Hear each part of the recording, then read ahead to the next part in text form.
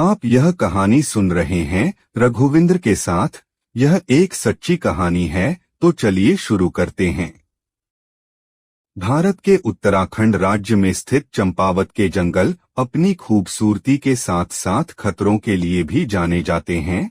1907 से 1916 के दशक के दौरान इस जंगल में एक खूंखार बाघ का आतंक छाया हुआ था, जिसे चंपावत का आदमखोर कहा जाता था।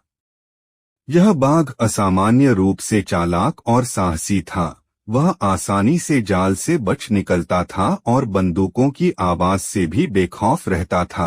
उसने 434 दिनों की अवधि में लगभग 434 लोगों को मार डाला, जिससे पूरे क्षेत्र में दहशत का माहौल छा गया। कई शिकारियों ने इस बाघ को मारने की कोशिश की, लेकिन वे सभी असफल रहे। आखिरकार जिम कॉर्बेट नाम के एक प्रसिद्ध शिकारी को इस चुनौती का सामना करने के लिए बुलाया गया। जिम कॉर्बेट का जन्म 25 जुलाई 1875 को नैनीताल, उत्तराखंड में हुआ था। उनके पिता क्रिस्टोफर विलियम कॉर्बेट आयरलैंड से आए थे और रेलवे में काम करते थे।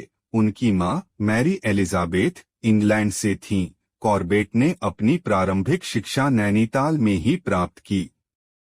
उनके नाम पर उत्तराखंड में एक राष्ट्रीय उद्यान भी है, जो बाघों और अन्य वन्य जीवों के लिए एक महत्वपूर्ण आवास है। यह कहानी एक मुसाफिर से शुरू होती है। जब वह उस रास्ते से जा रहा होता है, अचानक उसके सामना इसी खतरनाक शेर से होता है। यह आदमी अपनी जान बचाने के लिए कई घरों के दरवाजे खटखटाता है, पर कोई भी दरवाजा नहीं खोलता है और यह मारा जाता है।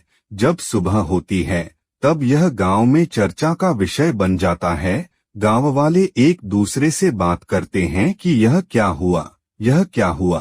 पर गांव वालों को आने वाले तूफान के बारे में किसी को कोई खबर नहीं थी, और न कि सिर्फ इस गांव में, चंपारण के जंगलों में बसने वाले हर गांव के लिए अब बहुत ही एक चिंता का विषय बन रहा था।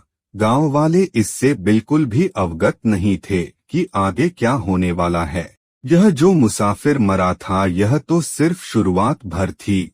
इसी तरह की 2-4 घटनाएं और होती हैं, और अब गांव में पंचायत होने लगती है और यह निर्णय होता है कि अब हम लोग सभी तैयार होकर इस शेर का मुकाबला करेंगे। तो गांव वाले सभी बंदूक के साथ छत के ऊपर शेर का एक शाम इंतजार करने लगे। अंधेरा होने लगा, रात का सन्नाटा छाने लगा। अलग अलग जानवरों की आवाजें आने लगीं, क्योंकि ये जंगल के अंदर बसे हुए गांव थे। लोग बिल्कुल शांत थे और तभी शेर की आहट सुनाई देने लगी। अब गांव वालों की हालत खराब होने लगी है और ये अपनी बंदूक चलना शुरू करते हैं और शेर समझ जाता है और वापस चला जाता है। ये गांव वाले जब अपने छतों के ऊपर से नीचे उतरते हैं, ये देखने के लिए कि शेर चला गया या नहीं, तभी उसको एक चमकती हुई आंख दिखाई देती है और ये आदमी कुछ कर पाता तब तक शेर इसको लेकर जंगल में चला जाता है। अब गांव में चारों तरफ रोना धोना होने लगता है। अब तक गांव वालों को यह समझ में आ गया था कि यह हमसे काबू में नहीं आएगा। अब ये लोग वन विभाग में इसकी शिकायत करते हैं और वन विभाग यह निश्चय करता है कि हमारी टीम आपको सुरक्षा प्रदान करेगी, और उस दिन से वन विभाग के कुछ लोग शेर को ढूंढने के लिए जंगल में भटकने लगते हैं। लेकिन इन सब के बावजूद इनके वह हाथ नहीं लगता।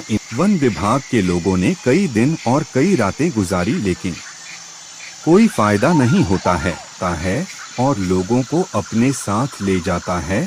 वैसे ही धीरे धीरे लोगों की जान जाती रही।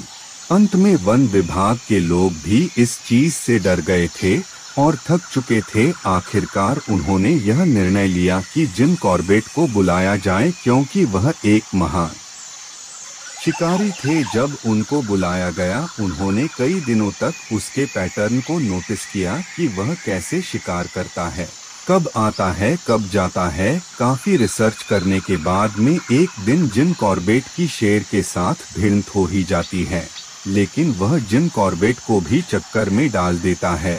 और अब तक जिम कॉर्बेट भी समझ चुके थे कि यह कोई सामान्य शेर नहीं है।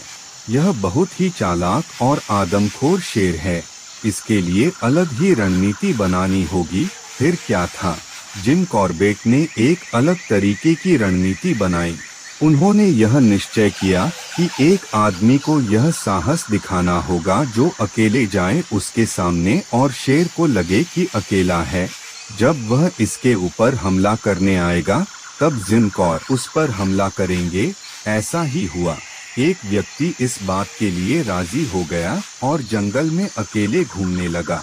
जिम कॉर्बेट भी इसी बात के इंतजार में थे। जैसे ही इस बार शेर ने हमला किया, जिम कॉर्बेट अब उसके सामने थे। बहुत ही घमासान लड़ाई हुई। जिम कॉर्बेट ने उस आदमखोर शेर को मार गिराया। दोस्तों, अगर यह कहानी आपको अच्छी लगी हो तो आप चैनल को जरूर सब्सक्राइब करें। यह एक वास्तविक कहानी थी। हम फिर उपस्थित होंगे इसी समय पर एक नई कहानी के साथ। तब तक के लिए धन्यवाद।